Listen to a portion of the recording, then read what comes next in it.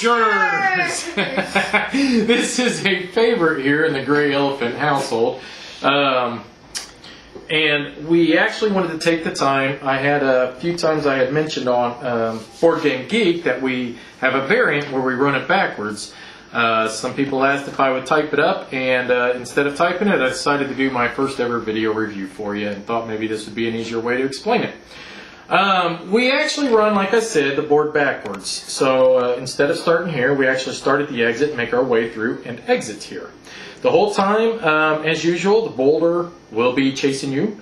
It will follow the same path as it normally does, just in reverse, and it will end here. Your movement points are exactly the same. You roll the dice, determine your weight load. That tells you how many action points you get. The biggest difference is the treasures where they're at, the lava, the water, and the walls, how they work. So what I'll do is I'll explain first where all the treasures are. The 4 treasures that were normally up here at the top of the board now are scattered in 4 piles. The most important thing that I need to make sure that you remember is that these are all matching on the back of the deck. Otherwise, it will cause problems for scoring at the end of the game. I have one stack here, and at the bottom of each deck points to the square that you must be standing on to actually collect that treasure. So for here, you can collect that treasure. Here, you can collect that from that deck.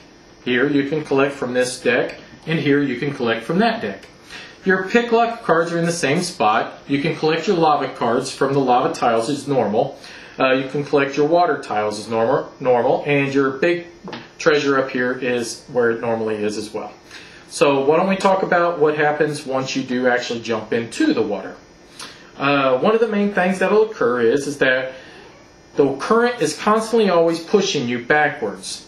And depending on how many treasures that you have on you, as you are in the water and after you do end your turn, so let's say you finish your final action and you end on that square, what you'll do then is determine how many treasures is your character carrying.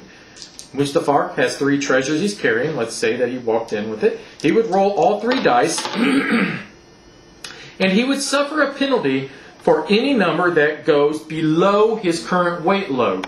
So for this one, his current weight load would be 2, so these 2 threes are fine. This one would cause him to suffer 1 penalty.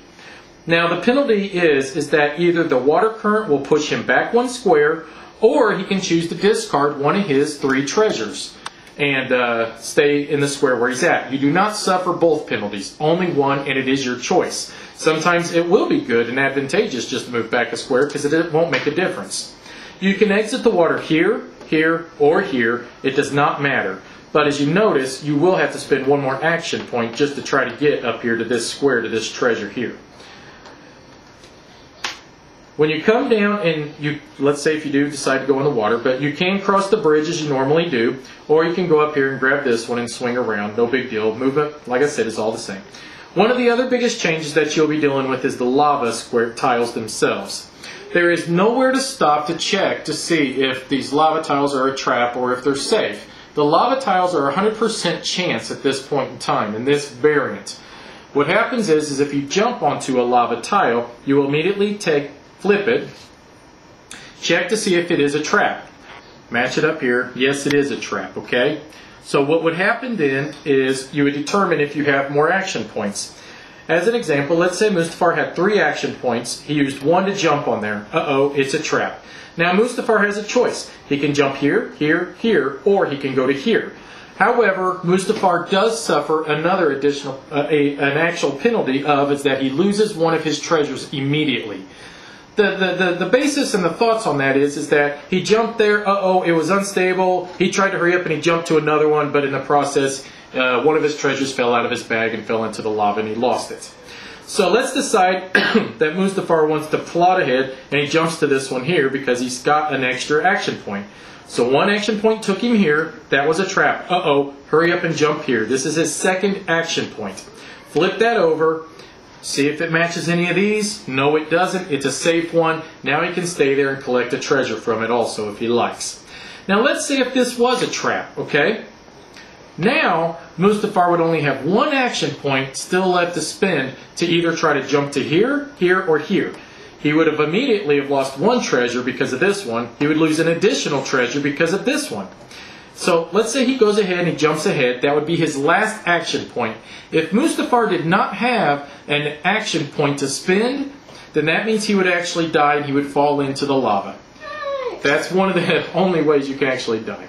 That being crushed by the boulder or being trapped between the walls. Because he does have an extra action point, he can jump here, flip that over, check to see if it's a trap. If not, okay, he's safe. Now, one of the things about the walls that you have to remember, and this is one of the most fun and important parts of the game, and it makes it very intense, is that, you know, the way you used to normally play it is that the people started here, and you'd grab and grab. I swear, I think we played this game close to 50 times. Nobody has ever been squished in these walls. Now, I wanted to change that. I wanted the walls to really become a factor. And the way that we've made them become a factor is that after each character takes their turn, at the end of each round, you will roll for the boulder like you normally do, move it, and then you will immediately flip over one of the wall cards and then perform whatever action it says. If there's an arrow, move the walls. If there's not, don't worry about it. At the time you get to the fourth action and you flip over that wall, you will immediately flip over an additional one. So every time you get to the fourth card, flip over one additional. So on the fourth turn, 2 cards would be flipped over.